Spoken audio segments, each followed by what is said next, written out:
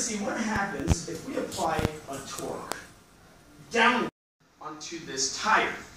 What will the tire then do if I hold it from the string? We can see right now, not much, and expectation happens because of more of the mass is pulled towards the ground, right? But watch what happens when we do this.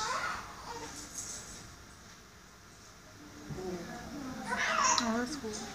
With a gyroscopic type of device, you apply a torque to the outside part of the wheel, and the angular momentum of the center of the gyroscope, okay,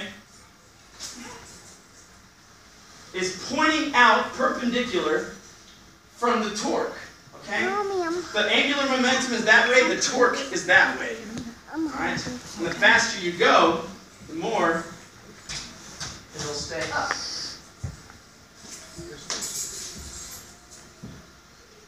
Torque that way, angular momentum that way. Pretty awesome. You can try and build that. It's pretty cool. And it feels a lot lighter. I can just hold it in my hand like that. It's a lot of fun. Show that to your friends. Alright. Now another thing. Something, who's ever heard of centripetal force? Centripetal force? One person. Awesome.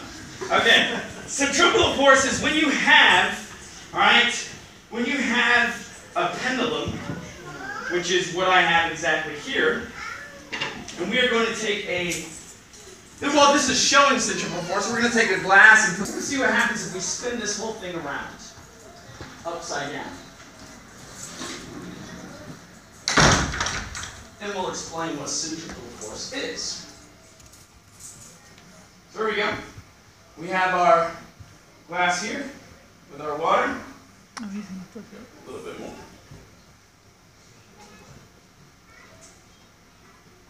Glass ain't moving. Wow. As I spin this, okay, from the point of my hand, okay, we have. How do you make it?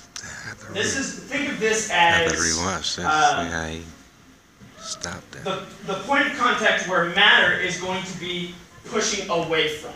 Okay, as I spin the water inside the glass, the board is kind of keeping it held in there, right, in the glass, because the mass of the water wants to be pushed from that point out in that direction, right? So even if I spin it like this, the matter wants to go off in that direction, but it's being held in the cup, all right? So centripetal force will keep that matter inside the cup, even from that point of contact, right? From going even upside down, away from its gravitational pull. That's amazing. It's pretty cool. A lot of fun. You can try it at home as well. All right. So, gyroscopic precession. Everybody say, see you later, redeem. Bye. All right. So, now what I want to kind of show you guys is a little bit more of electricity. Okay? Electricity. Does anybody know exactly what electricity is? What is electricity? Yes, sir. Yeah, they're you. Your face, the one who lifted his hand up. I'm sorry? It's okay. Anybody else want? Electron wave. Electrons. Okay, so it's movement of electrons. All right. So with this type of device, you can actually build static electricity by friction. Okay, static electricity is caused by friction. Is when things rub together, things that are of opposite material spectrums. Okay, so right here we have a giant rubber band inside with two rolling pins made of a different material than the rubber band itself, completely different. All right. So we're going to spin this rubber band, turn it on, and see what happens with Sparky. We call him Sparky, but he's a Van de Graaff electrostatic generator. Take a look. Not a Tesla coil? Oh, that's a Tesla coil. Right now he's crackling, because right now he's actually building negative charge of electricity. Well, electricity is in fact always negative. Okay? It's electrons. electrons are negative particles. So you can see whenever we put a positive conductor on it,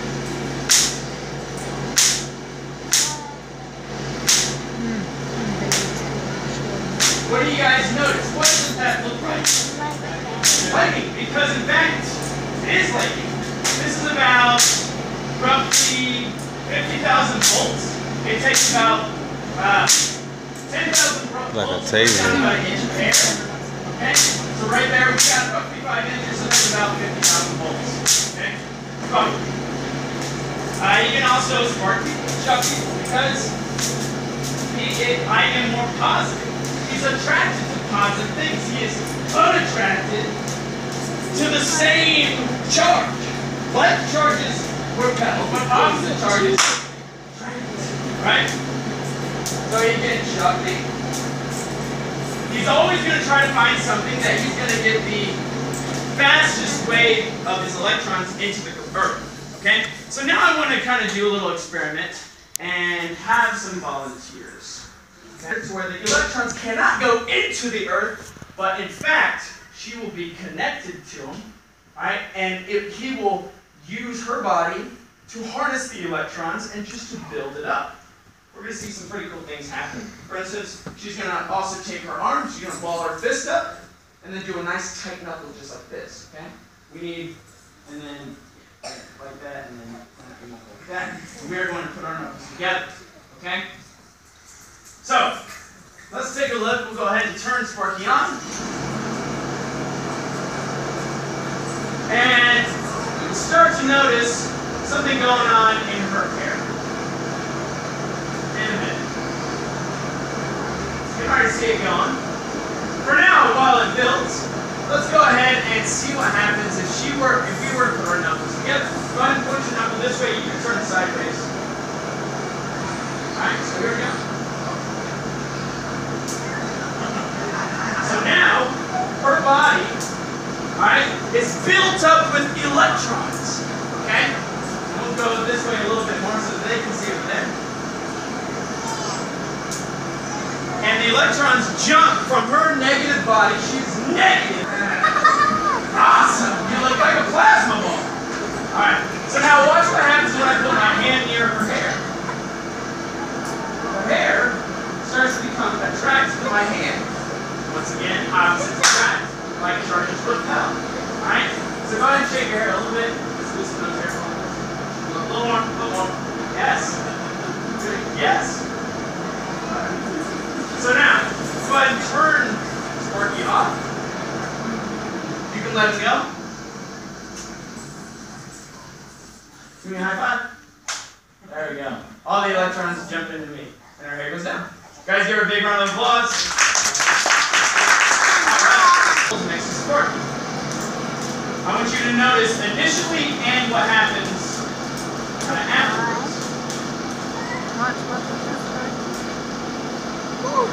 Look, it pushes him away.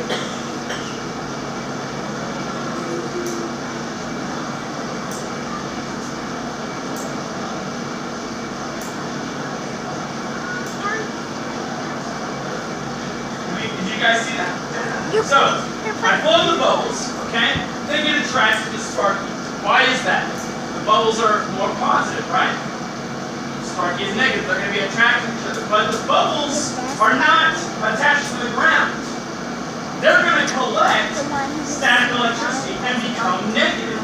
Then they become light charges and they push away. But then, if I put my hand near the bubbles, my hand collects the negative charge, and the bubbles become positive again and go towards the end. Let's try to see that one time.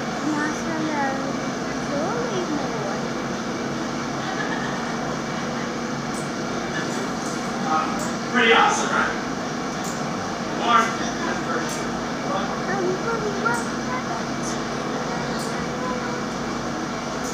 Alright. Pretty awesome. Birthday parties because it makes balloons look awesome. Right? Awesome balloons floating like magic. Now, why does helium float? Does anybody know? Lighter than air. It's lighter than air. Well, we have helium in our air, right? But why specifically why is it lighter than air?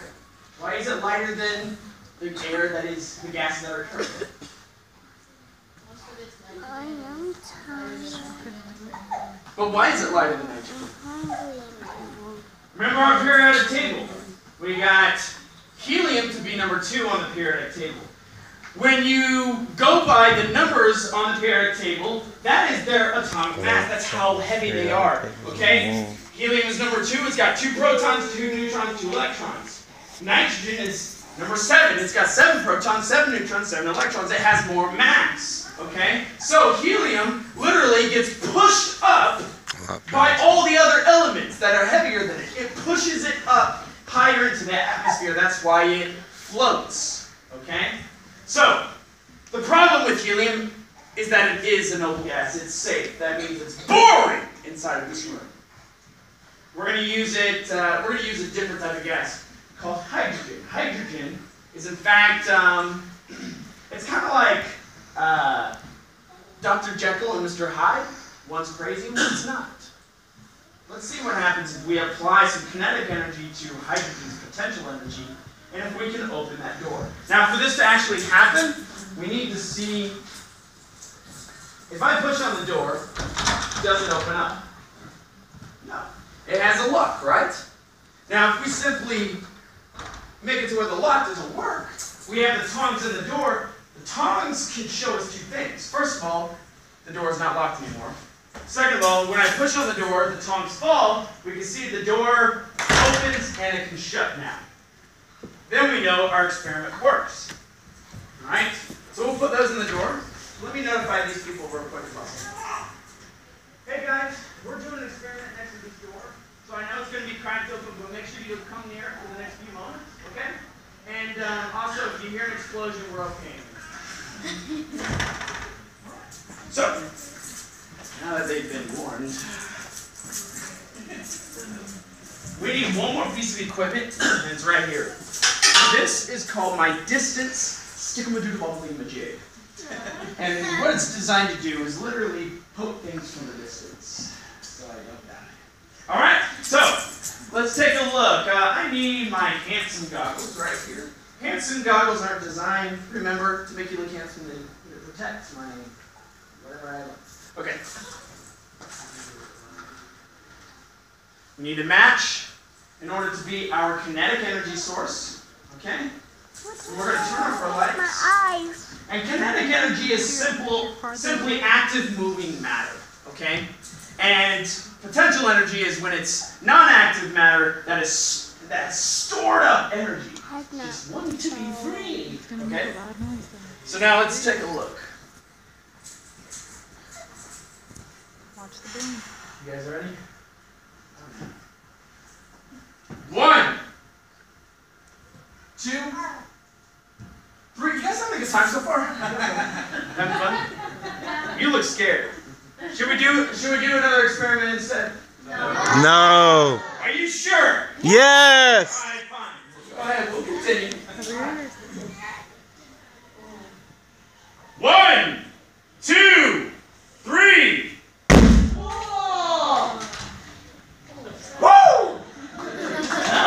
I don't know if I got it or not.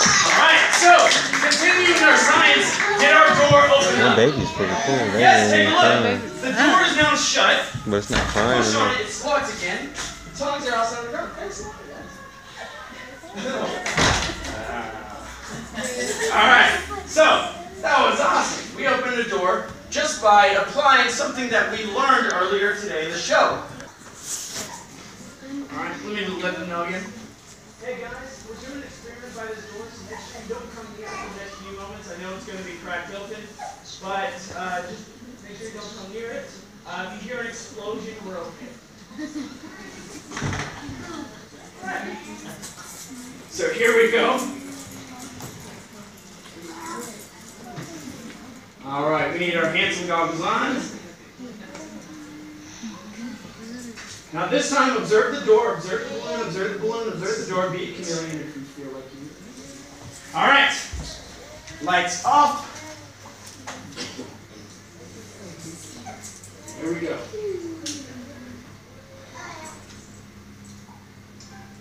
3, 2, 1.